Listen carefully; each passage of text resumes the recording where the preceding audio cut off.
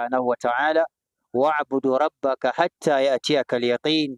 Mwisho wa kikomo cha ibada ni wakati mtu anatokwa na wakati roho yako isha kutoka, ndio hapo ni mwisho wa ibada. Lakini kumalizika kwa Ramadhan si kwamba ibada zimeisha. Allah yupo na ataendelea kubakia kwa kuwa yeye ndio mfalme wa hii dunia, atabakia, na kwa kuwa yupo na malengo ni ibada, basi ibada ziishi kwa kumalizika kwa Ramadhan. Uhai ni fursa, na fursa unapoipata itumie vizuri, itakuwa ni manufaa kwamba wewe ndio utakuwa mnufaika mkubwa. Mmoja katika Waislamu ama katika watu alimuota ndugu yake katika usingizi, na ndoto yake hiyo ndio ningependa nitoe kama ndio nasaa kwa Waislamu. Alimuota ndugu yake katika usingizi, akamwambia, qadimna ala amrin adhimin wa an na'lamu wala na'malu wa antum ta'maluna wala ta'lamuna, wallahi la tasbihatun au tasbihatani au rak'atun au rak'atani fi sahifati ahadina ahabu ilayhi min ad-dunya wama fiha. Hii ni ndoto ambayo kwamba mmoja katika wana ndugu alimuota ndugu yake, na akawa ni mwenye kumpatia maneno kama haya kwamba sisi tulipo katika makaburi yetu, wallahi tumekwenda tukakutana na mambo mazito makubwa.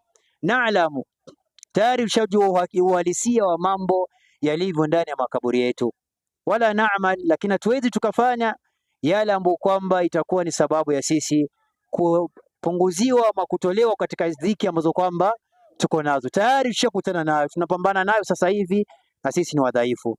Wa antum, mama nyinyi ambao kwamba bado mko katika dunia, taamaluna, mnafanya, wala taalamu, lakini amjui uhalisia wale ambao kwamba yamo katika nini, katika makaburi.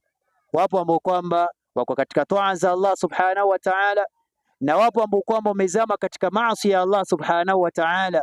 Akawa ni mwenye kumwambia ndugu yake kwa nasaa, ni kama anampatia, wallahi anaapa kwa Allah subhanahu wa ta'ala, la tasbihatun, kuleta tasbih moja, au tasbihatani, au kuleta tasbih mbili, yani Muislamu kusema subhanallah subhanallah subhanallah hizi, au rak'atun, au mtu kuswali raka moja au rak'atani au raka mbili, ahabu fi sahifati ahadina, katika kitabu sahifa ya mmoja wetu, ahabu ilayhi min ad-dunya wa ma fiha, inapendeza zaidi kwake kuliko dunia na vile ambavyo kwamba dunia imebeba. Kwa hiyo Muislam, itumie fursa ya uhai wako iwe ni sababu ya wewe kupata maisha mazuri ya milele kesho akhera, kwa kuwa kuna maisha baada ya maisha haya.